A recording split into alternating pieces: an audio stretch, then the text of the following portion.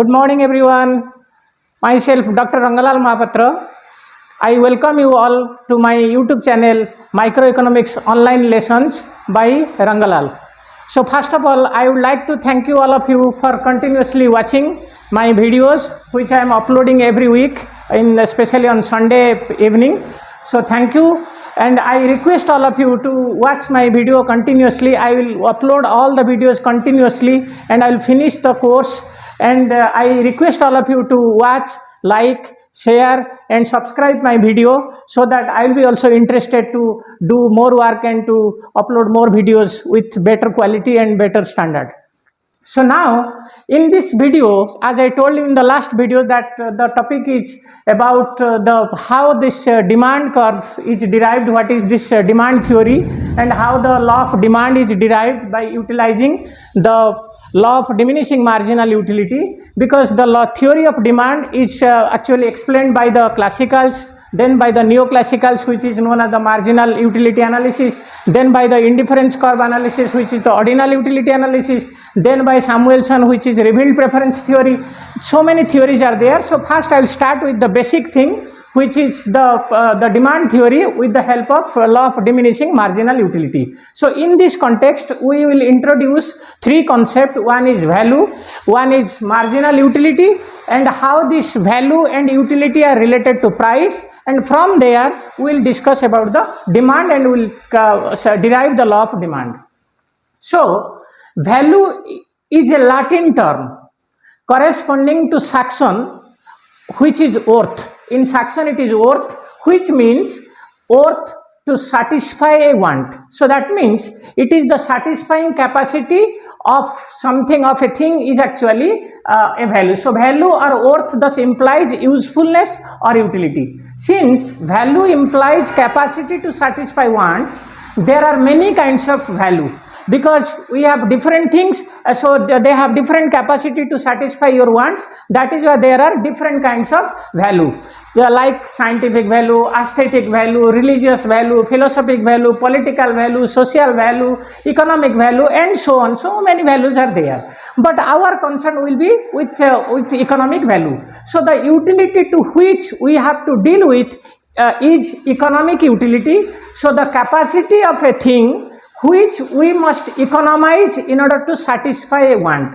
That means what we are doing in case of economic value, it is the capacity of a particular thing, means a good or a service or a commodity, that which we must economize, because the economic goods are by nature, they are scarce, they are limited in supply. So therefore we have to see how best we can utilize. That is what it is, economizing. So we must economize in order to satisfy our wants. So long as anything is not a free good, it will be economic, it will economic usefulness and thus have price in market. So since every economic goods are scarce in nature and they have limited in supply, so therefore they have a price, and that is why it has a market price. So now what is this economic value? Thus, value of anything is the expression of our estimate of its utility. Whenever we say value, it is actually nothing but our expression of our utility, how much utility we are attaching to it. So, meaning by utility, its capacity to satisfy our wants. Suppose a particular commodity which is satisfying more to us than to me, then I am attaching more utility to it, so I am also attaching more value to it. So that means if any good which satisfies more, it has more satisfying capacity, so it has more utility to it, and I am attaching more value to it. However, the definition is incomplete. So if you connect this value to this utility and the satisfaction of wants, so this is actually partial. Why? Because water is more useful, but diamond is more valuable, because a diamond has more market price, but water has no price, or sometimes it is very little price, but water is more useful than diamond. So that is why the above definition is contradicting the sentences or the real things. Then in what sense value is an expression of utility? Therefore we have to see in what sense this utility is utilized to express the term value. So if a hungry person takes an apple, then the utility at first will be immense. That means if I am hungry, if I will be given apple, 1 unit of apple, then it is highly useful to me because I will satisfy my hunger. But with every additional unit, it goes on diminishing. But the moment I continuously utilize or consume the apple, then at that time the additional utility will go on diminishing, and the consumer will reach at a point, a situation will come or a moment will come where the consumer will be in the margin of doubt, because he will be at a situation where he will be thinking, or he will be in a doubt whether I should consume more or I should stop there. So that is why the concept of margin is there. So margin means it is actually the opportunity to decide whether I should go beyond it or I should stop there. So then the concept of marginal utility. So the utility of that last unit where the consumer takes decision is actually the marginal utility, or the utility of that last unit is final or marginal because it is on the margin. Why it is on the margin? Because the consumer is in a doubt or in a position to think whether I should go on consuming more or I should stop here or I should have stopped beforehand. So in that way, utility of each apple is equal to the margin. So utility of each apple, actually every apple, whatever, if that means the apples are same, we are assuming that whatever apple we consume, the apples are same, and if I am consuming suppose A category apple and B category apple or C category apple or any kind of apple, the utility of the margin at the margin is equal for every commodity. That means we are assuming that each unit of the apple is same and it doesn't differ in quality. So in estimating the utility of the entire supply of apples, we must distinguish between total utility and the marginal utility of the stock. So whenever we are coming to this utility of the supply of apple, because the consumer is given first unit, second unit, third unit, fourth unit, fifth unit, like that. But we have only discussed that what is at the margin he takes the decision, but we should know what is the total utility, or what is how the entire supply of apple give you the utility, or what is the total amount of utility that can be calculated from the entire supply of apples. Therefore, we have to introduce the concept of total utility and the marginal utility of the stock.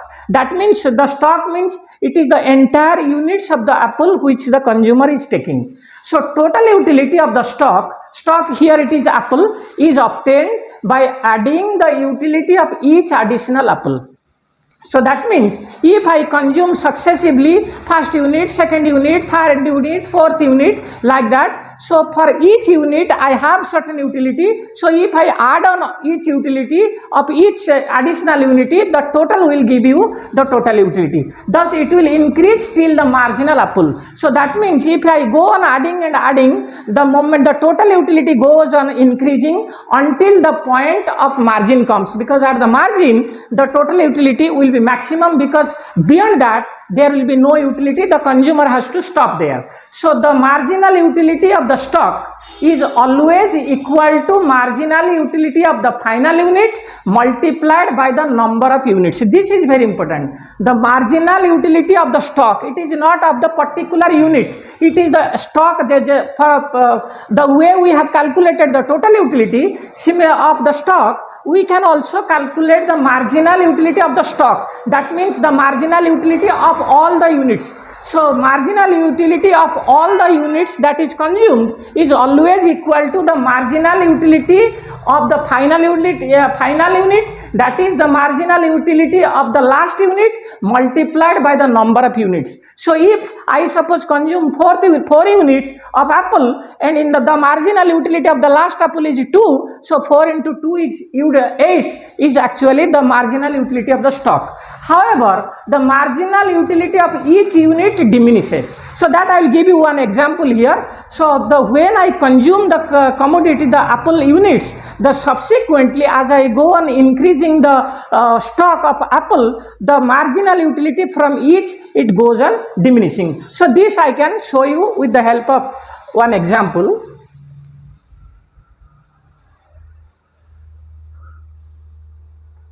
Suppose this is apple, units of apple. and unit is 1. The smallest unit is 1. So first unit, second unit, third unit, fourth unit, fifth unit. Now if I suppose consume this first unit, suppose I got some value which can be explained in the utility. Suppose I got 10 utils. The measure of, suppose the measure is utils. We are measuring this marginal utility in 10. And the moment I consume the first unit, suppose I got 10. But after finishing this, if the consumer again it is given without any time gap, the same type of apple it consumes, suppose it gets 8. And like that on third it is suppose 5. Suppose this is 7. This is 5. This is 2. This is suppose 1. And the sixth unit, suppose it is 0. So now we see that now this is the marginal utility or the utility of the first unit. This is the utility from the second unit. This is the utility from the third unit. So now if I want to know the marginal, the utility of the stock at this, so the marginal utility at here it is 1 and the total utility first, second, third and fourth and fifth. So 1 and fifth is 5. So marginal utility of the entire stock is 5. But what is marginal utility of each unit? So marginal utility of the first unit is 10, second unit is 7, third unit is 5, fourth unit is 2, fifth unit is 1 and sixth unit is 0. So I can make the, now I want to know total utility. So this is the marginal utility.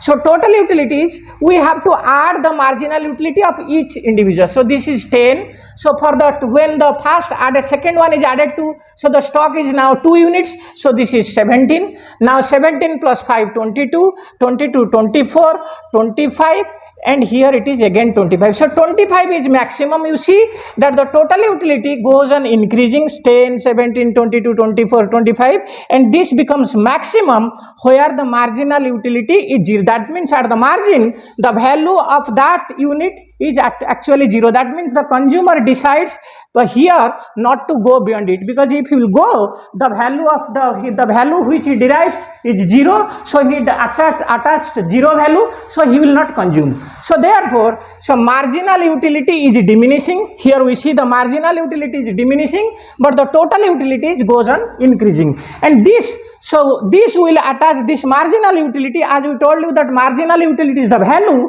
Now we will link this marginal utility and value to the price.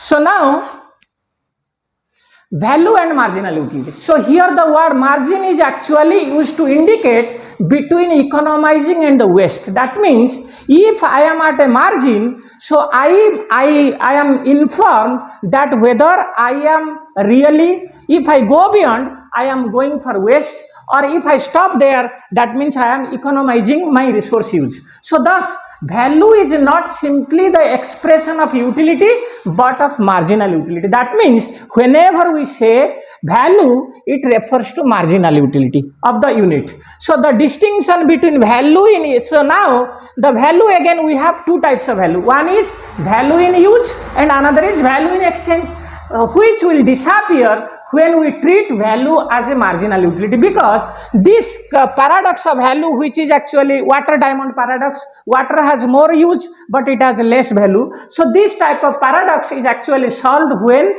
we give or estimate the value in terms of marginal utility. So value is indeed a relative term, because it's not absolute. I can give something value, more value relative to others, but somebody else can give more value to others than that one. So that is why value is indeed a relative term, our estimate of relative exchange power of anything. That means when I say the value, it is a relative estimate and it gives you the relative exchange power of anything. That means with a certain x, if there are two goods x and y, the value x is, if it is the value is higher and y is lower, then the relatively the exchange value of x is more than y. So then value and price. So how value is related to price? So value as expression of marginal utility. This brings a link between marginal utility to value and to the price. because since we are utilizing value and value to the relative exchange, so that's why we are using or linking marginal utility to value and to the price.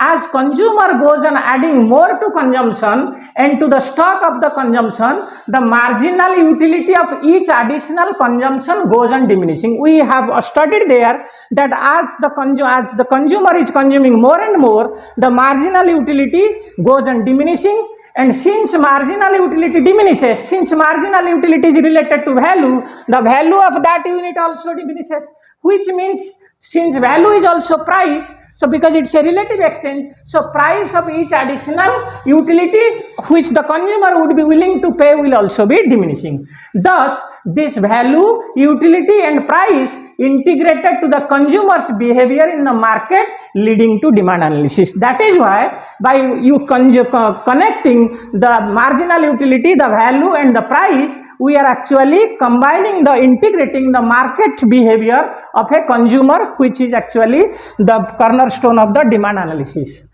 Now we will come to the consumer's demand behavior in the market.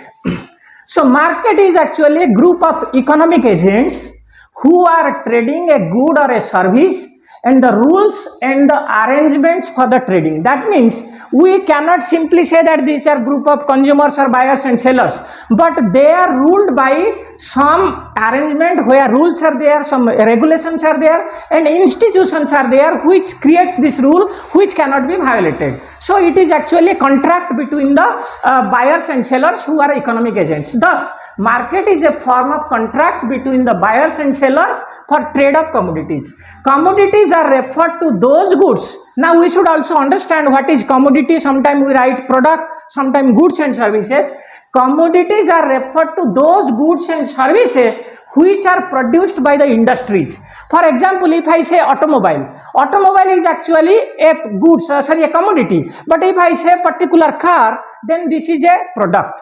So automobile is a commodity, but when we say a particular brand, then it becomes a product. In national income estimation, we actually use product because we say gross domestic product, your national product, gross national product, net national product. We do not use commodity because they are calculated for every individual producer. So that's why they are product. Now, when we study this consumer behavior, actually this consumer behavior is nothing but how the consumer consumes the product when he faces the market, and market means it is the market where the prices are reflected. So the analysis of demand is about the relationship between demand for commodities and the market price.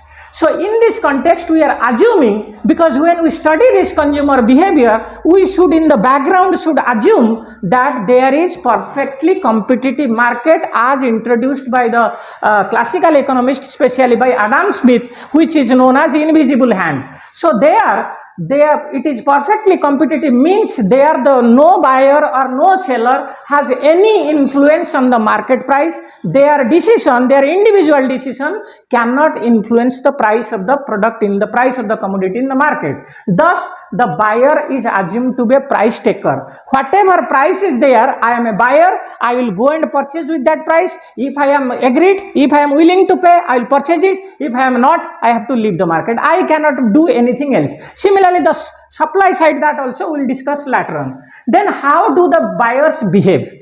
Whenever he faces this type of market, what is how his behavior, how he purchases? What is the relation between price and demand? Under this condition of perfectly competitive market, the relationship between the price of a good and amount of the good that the buyers are willing to purchase is the core of this demand analysis. That means in the market, at what prices, because price is given, given the prices, how much the consumer is willing to buy at that price, or if the price changes, what is the changes in the demand for that commodity, that is actually nothing but the core of this demand analysis.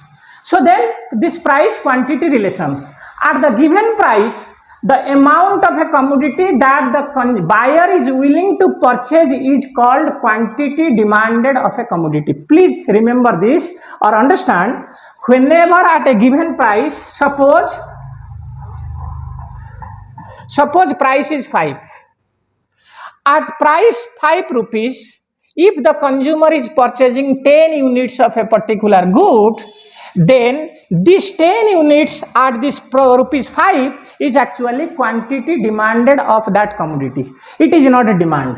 However, the quantity demanded of a commodity may be influenced by factors other than the price of the commodity. Sometimes we may say that it is not that only the price is affecting this, or I may change my quantity from 10 to something else. So that means from other than the price, there are other factors like taste and preferences. Sometimes the consumer's taste may changes, he feels it very much, that's why at this price he may purchase more. Even the price also rises so that he can purchase more. Then income of the consumer, if the money income of the consumer suddenly increases, or price of the related goods, if this commodity is actually either maybe it has substitutes or may have complementary, then if their prices also changes, the demand for that particular good also changes. So then these are the immediate factors. However, because these are the short run factors, but in the long run there are all the other factors like population, changes in technology, advertisement, government policy.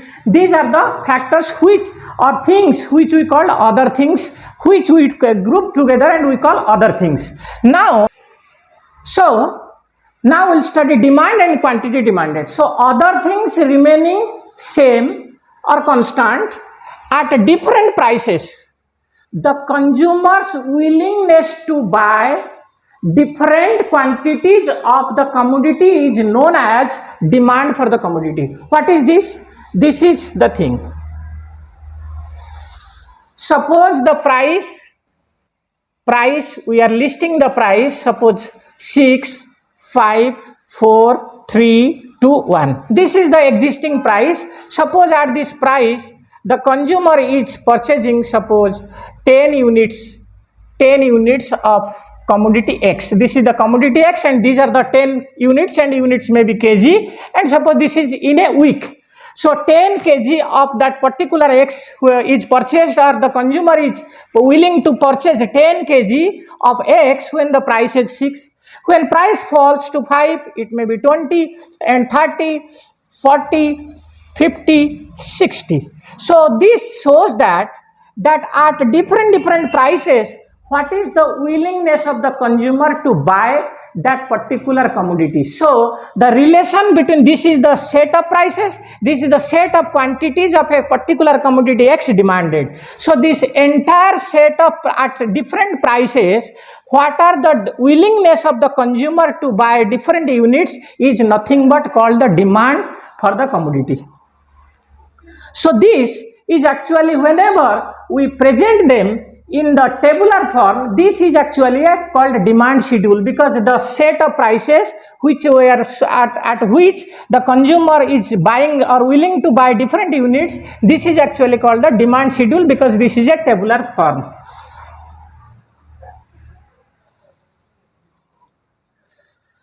Now, but the demand for the commodity refers to all the possible set of price quantity demanded at a particular point of time, holding other things constant. So if we take other things constant, then at different prices, what are the quantities, different quantities of the commodity that the consumer is consuming is nothing but the demand. So what is the difference between demand and quantity demanded? Quantity demanded only refers to a particular combination of price and quantity, but demand means it is the entire set of prices and entire set of quantities demanded. So it refers to the entire set of price and quantity demanded. So then demand schedule is the tabular presentation of the set of prices and the quantity of a commodity demanded, holding other things constant. This is very important. If you don't hold constant, then something may change. Now this demand schedule, we can write 6, 5, 4, 3, 2, 1. These are the different prices and quantity kg per unit of time. If it is taking suppose 1 week, and when price is 6, suppose it is 10, 5, 20, 4, 30, 3, 40, 2, 1, 50. So in this way, this shows that as the price is falling, the quantity of the commodity X demanded is going on increasing or go, yes. So that means there is a negative relationship between these prices and quantity demanded. So then if this relationship, if this tabular form of presentation, if we connect all these points 6, 10, 5, 20, 4, 30, 340, 250, 160 like that, then we will get a graphical presentation. So demand curve is the graphical relation of the sets of the prices and the quantities of a commodity that the consumer is willing to buy at a given time, holding other things constant, which is generally known as ceteris paribus. So it means what? This is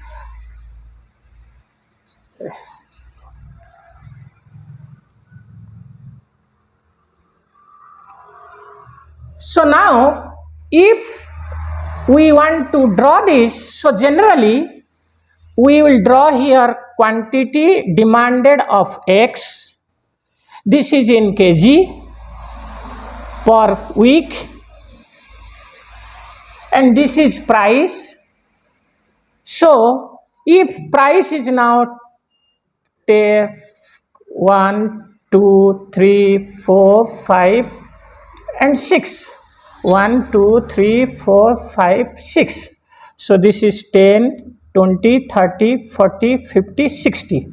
So this is 10,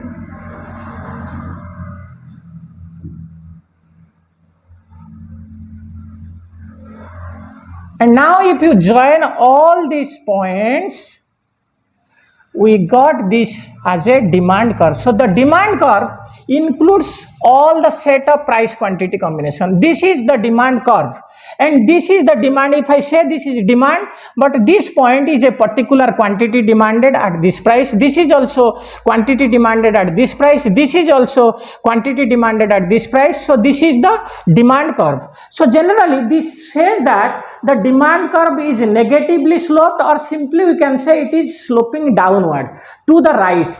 Downward to right, the right means as the price goes on falling, other thing remaining constant, the quantity demanded for that commodity rises. So this is what the slope of the demand curve is negative. We can say demand curve is negatively sloped, or we can say it has downward sloping. Slope means actually whenever a particular, if I want to change a particular unit in the x-axis, how much change will come in the y-axis. So this is actually the slope. Whenever, if I want to change a particular one unit from this to this, if suppose my consumption is rising from this to this, so which is this, then how much exactly the y-axis is changing. So this is actually falling. So when this is increasing, this is falling. So the slope is minus, and we will get some value. So the value will give you the at what rate it is falling, but the sign will give you whether it is negative or positive.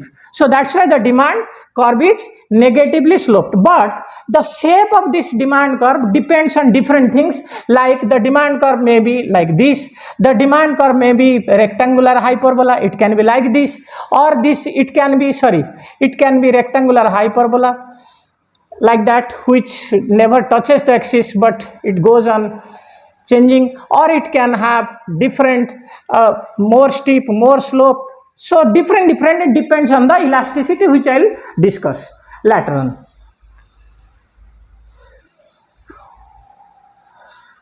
So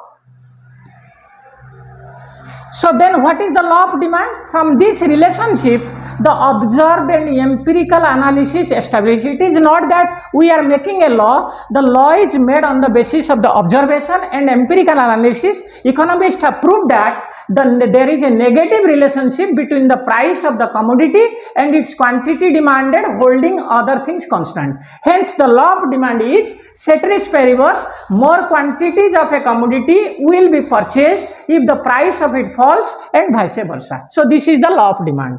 Important thing is, placing the price and quantity in the axis looks unusual, because this is very important, which is generally discussed in economics.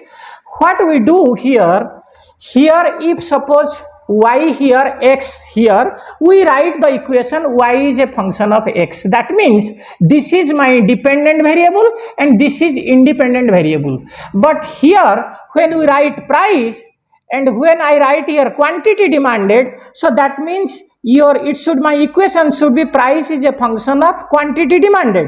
So price should be dependent variable here. But what we should do, now we write quantity demand is a function of price. So that means the axis has been reversed. And this is actually, many economists, they say this is a usual convention adopted by Marshall. But there are definitely some reason which can be explained by this. What is the reason? Here I am telling you the reason. So the reason is,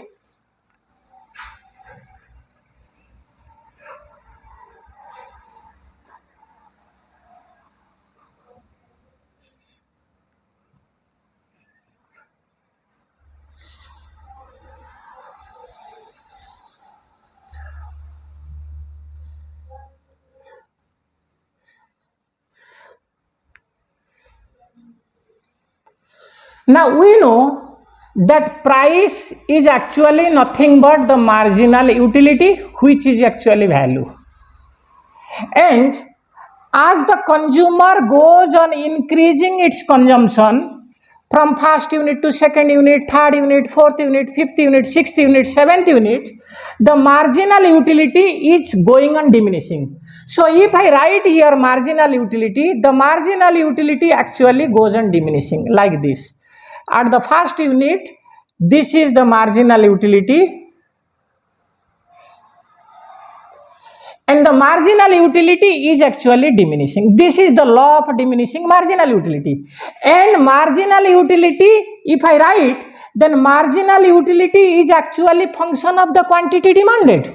That means this will fall if the quantity demanded increases. If the consumption or quantity of a commodity demanded will increase, the marginal utility fall. That means marginal utility is a function of price. And if I substitute marginal utility, because this is the price, this is marginal utility is a function of quantity demanded, and if I substitute marginal utility is price, because the value is marginal utility and I value and I pay according to the price, so then price will be a function of the quantity demanded, and in that sense Marshall actually used it, and that was the convention which we are actually following. So if we see this way from utilizing the marginal utility, then this is perfectly appropriate. But if simply I say the price, if I say here price and quantity, so it is quantity demanded function of price, and this is actually a demand function which I will discuss here. And what is the characteristics of this function, how can I change it, that also I will discuss. So but if I say price here, so there is no problem. I can explain with the help of marginal utility that this price, the marginal utility is a function of quantity demanded, and I can derive the demand curve from this. So now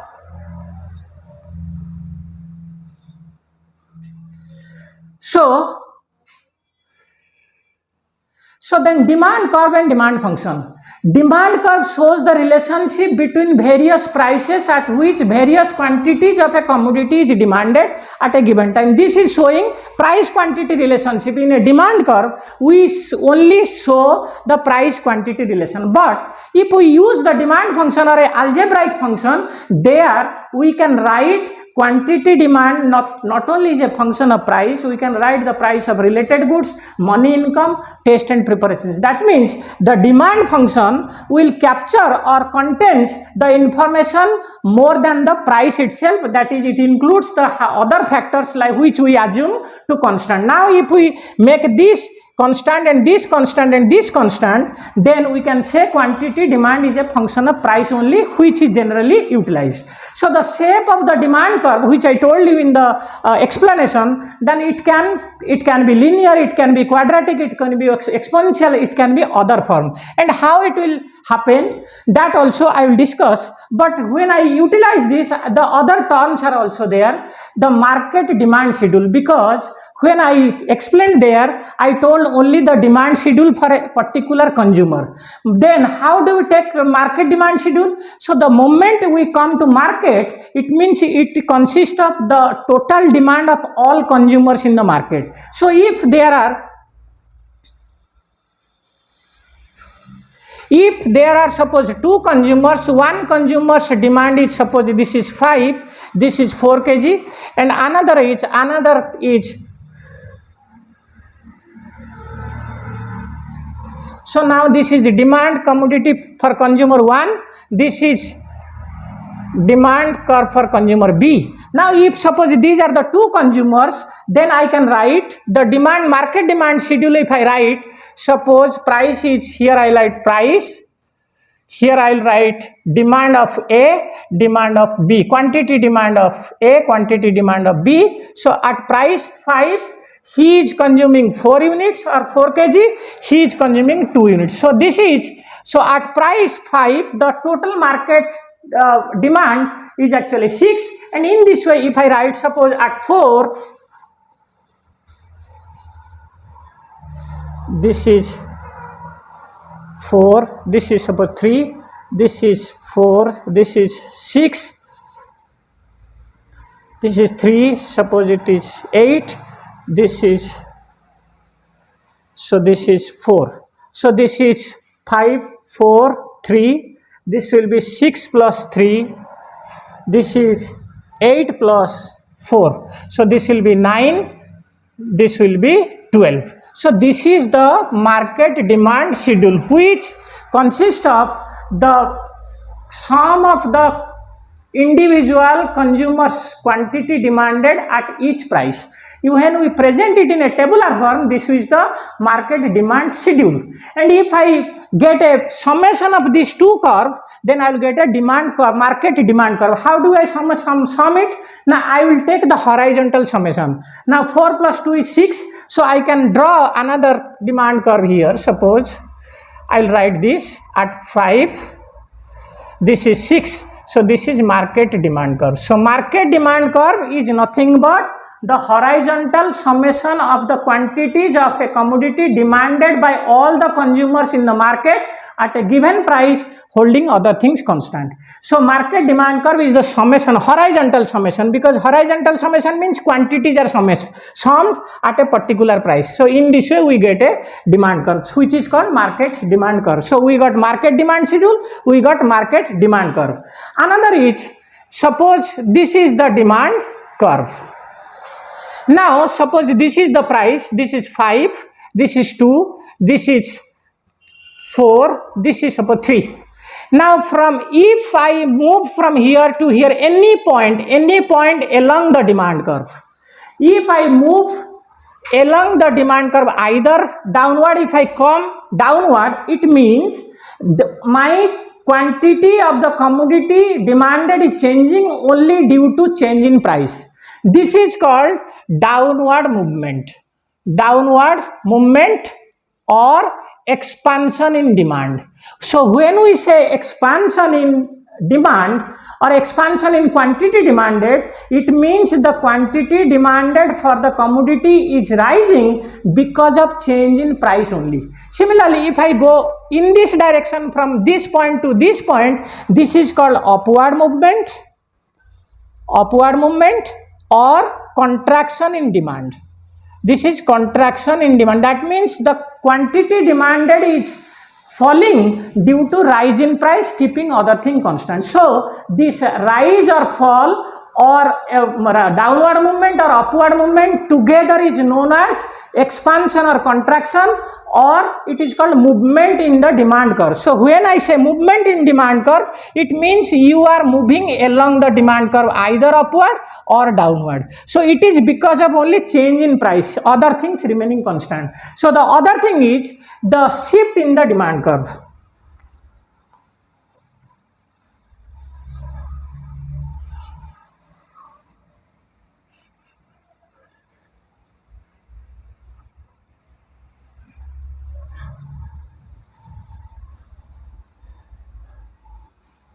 So when I say shift in the demand curve, it means the demand curve will parallelly shift either to this side, to the right, or it will shift to the left. And this happens, this is quantity demanded, this is price. So this original demand curve, this is D1, this is D2. So this total together is actually known as shift in demand. So this shift can be either increase, it can be increase in demand or decrease in demand. So when I say decrease or increase, it is because of not due to change in price. It is because of other factors. So whenever my demand curve will shift from here to here, the price will not change. Price will remain constant. It may be due to change in income. It may be due to change in taste and preferences. It may be due to change in the price of related goods. So shift in demand means either demand curve is shifting to right or to the left because of the change in other factors. But whenever I say movement along the demand curve, it is the quantity demanded is changing because of change in price only. Other things are remaining constant. So these are the, so whenever we say shift in demand, it means the demand curve is shifting. But whenever I say movement along the demand curve, it means only the quantity demanded is changing because of change in price or quantity. So when we say this, please remember the word demand only we will use only when the consumer is showing the willingness or all the possible quantities of a commodity demanded at all the prices. It is not only particular quantity and particular price. If I say particular quantity and particular price is there, then I should use the word quantity demanded, not demand. I should not say the demand for this. I should say the quantity demanded for the commodity. The demand means it refers to the entire demand curve. It refers to the entire demand curve. But quantity demanded means will only refers to a particular point, which is quantity or price of particular set. So the word should be utilized carefully.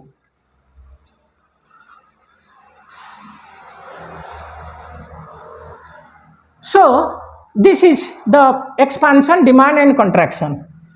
And we have, in reality, we have different types of demand functions. So the demand function, what should be the restriction when we utilize the demand function? Now the demand function, we write quantity demand is a function of price, and price also is a function of quantity demanded, which is actually inverse. So I can write this one. This is important. I can write quantity demanded is a function of price. This is called a demand function. When I write inverse demand function, I write P is a function of Q. So this is generally we write quantity demanded is inverse function of price.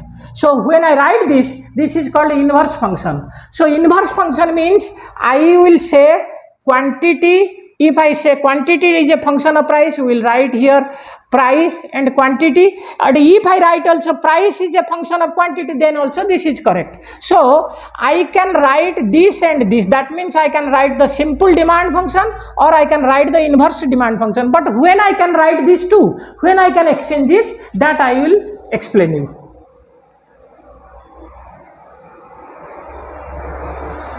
So this, whenever we have, for every P, there is unique value of Q. So at that time, I can write quantity demanded is a function of P, or I can inverse it, that price is a function of quantity demanded. That means it is actually whenever the demand function is monotonic decreasing. That means if the price is falling, there is only unique particular number for each price we will not get more than one quantity for each price. So that is why this function is monotonic decreasing.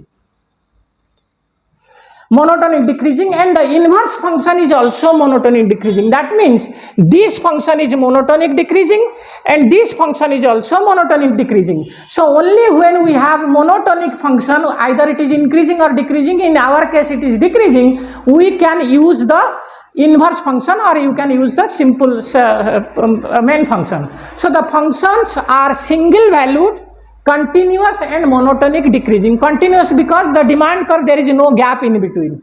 Further restrictions on the demand functions can be added as per the particular requirement of the demand problem. So that means whenever we have different type of cases, sometimes the price changes but the quantity demanded doesn't change. Sometimes the price will change faster but the demand will change very slow. Sometimes the price will change slow but the demand will change very faster. So in that case we have different demand function which are actually, these are the demand functions which we can possibly write, and these things I will explain in the next video how exactly these functions. This is actually k minus, this is a constant. Demand function can be written direct demand k minus p by b, where b is constant, p is price, x is quantity demanded. So k and a both are positive constant.